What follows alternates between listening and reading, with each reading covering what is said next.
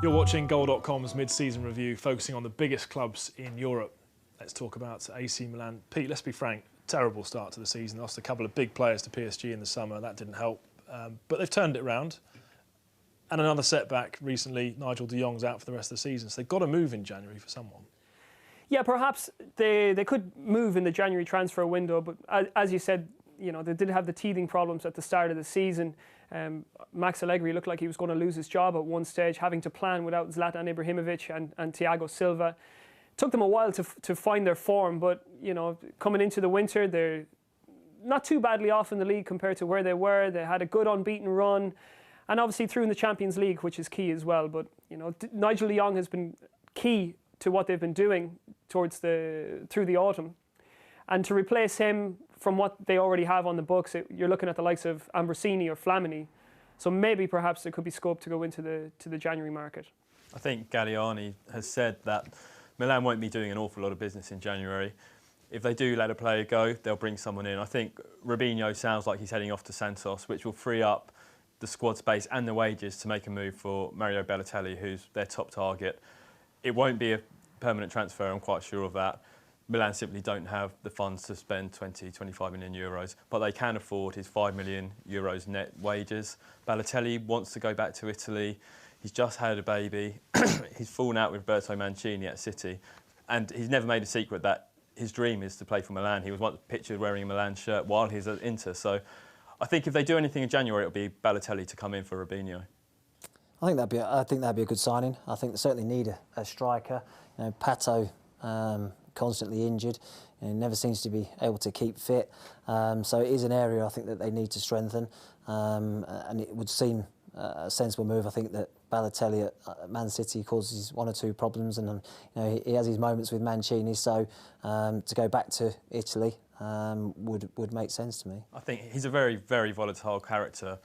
He probably needs a change, and Milan are willing to take the gamble. And Galliani and Berlusconi made it clear in the past that they're huge admirers of him. They're linked with him pretty much every transfer window. But how much do they really need a striker? Because El Shaarawy's on absolute fire. He's Milan's top goal scorer, and he's really stepped up to replace Ibrahimovic this season. But with Ibrahimovic gone, Pato gone, Robinho potentially going, you need to have backup as well, don't you? Yeah, and as you say, El Shaarawy has emerged from beyond that shadow, which was Zlatan Ibrahimovic. I don't know how much one player can dominate the landscape at a club, but certainly it seems that El Shaarawy has really found his comfort zone since Ibrahimovic has gone, and he leads the scoring charts, obviously, in Serie A. So, yeah, but you always need capable deputies, and Gianpaolo Pazzini has not really provided that cover that Milan need. So maybe they could be looking at a little bit of firepower up front. I think you make an interesting point there about how, you know, someone can dominate a dressing room, even like Ibrahimovic, for instance, and some of the younger players can then flourish when that character goes. You know, Ibrahimovic is a strong character that dominates on the field and in the dressing room by all accounts. So when he goes, sometimes the younger players then can have an opportunity to flourish and an opportunity into the first team as well. But when you talk about characters that dominate the dressing room, that's why if I was Milan, having covered Man City a fair bit, that's why I'd be worried about bringing Balotelli into that dressing room, because he's caused nothing but trouble. And Jose Mourinho says Balotelli's the most difficult player he's ever worked with. He's just so difficult to handle. He's so unpredictable. He's an undoubted talent, but as Roberto Mancini's been saying, and Roberto Mancini is like a father figure to Balotelli, and even he hasn't been able to work him out, hasn't been able to get the best out of him. And Mancini said Balotelli's throwing away his career.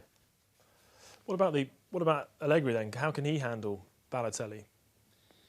Well, I don't know if he'll have any problems handling Balotelli. He's had Antonio Cassano, Robinho and Zlatan Ibrahimovic, and he's had them all in the same lineup. So, you know, I think when you have three egos like that in 1-11, then, you know, I think maybe Balotelli might give him a welcome headache. But, you know, Allegri's had his fair share of problems this season. You know, he's in many ways lucky to still have a job. And I think if Milan's expectations from boardroom level were any higher than they are, he would be out of a job. But I think they're probably just thankful to be in touch, I would say, with the Champions League places in Serie A and also through to the Champions League knockouts. Because when you look at that, certainly from a defensive point of view, when you're talking about a team that boasted Costa Curta, Maldini, Tasotti, Baresi once upon a time, and you know the likes of Zapata and Yepes, they're inept. So I think they'll muddle through for another 6 months till the end of the season. If they're back in the Champions League, they may make a mark again in the transfer market. All right, thanks guys. That's AC Milan covered. For all the news on them and indeed all of the transfer stories throughout the next couple of months, go to goal.com.